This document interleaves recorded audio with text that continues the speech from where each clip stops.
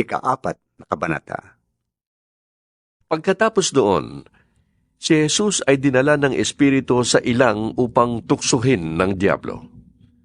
Siya ay nag-ayuno sa loob ng 40 araw at 40 gabi, kaya't siya ay nagutom.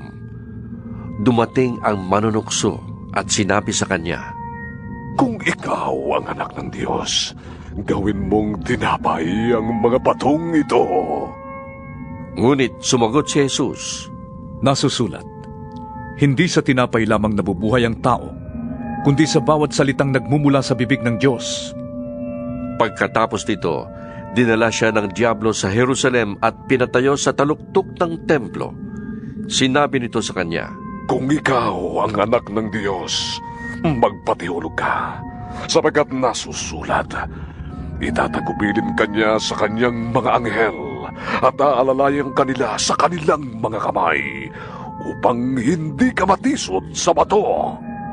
Sumagot si Jesus, Nasusulat din naman, huwag mong susubukin ang Panginoon mong Diyos. Pagkatapos, dinala siya ng Diablo sa isang napakataas na bundok at ipinakita sa kanya ang lahat ng kaharian sa daigdig at ang kaningningan ng mga ito. At sinabi ng Diablo, Ibibigay ko sa iyo ang lahat ng ito kung lulod ka at sasamba sa akin. Sumagot si Jesus, Lumayas ka, Satanas, sapagkat nasusulat, ang Panginoon mong Diyos ang siya mong sasambahin at siya lamang ang iyong paglilingkuran. Pagkatapos, iniwan siya ng Diablo. Dumating ang mga anghel at naglingkod sa kanya.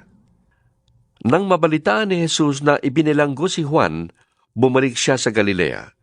Ngunit hindi na siya sa Nazaret na nirahan, kundi sa bayan ng Capernaum na nasa baybayin ng lawa ng Galilea na sakop ng Zabulon at Neftali.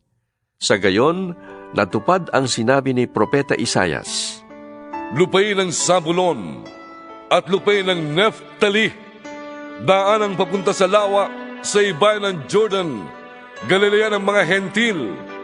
Ang mga taong nasa kadiliman ay nakakita ng maliwanag na ilaw.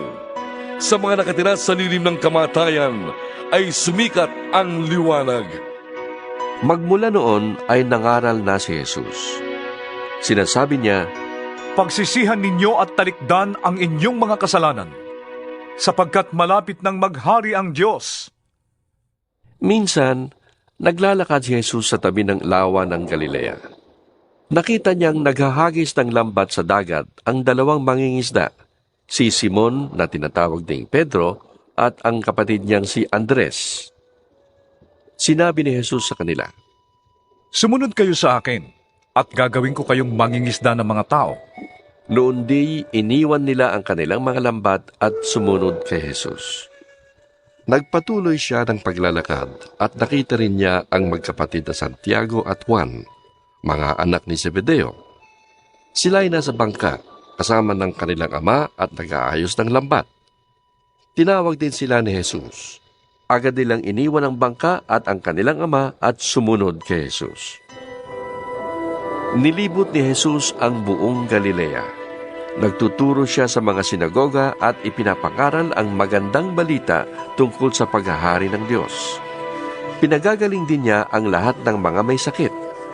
Siya ay nabantog sa buong Syria, kaya't dinadala sa kanya ang lahat ng may sakit at mga nahihirapan dahil sa iba't ibang karamdaman, mga sinasaniban ng mga demonyo, mga may epilepsya at mga paralitiko. Silang lahat ay kanyang pinagaling. Dahil dito, sinusundan siya ng napakaraming tao buhat sa Galilea, Decapolis, Jerusalem, Judea at maging sa ibayo ng Jordan.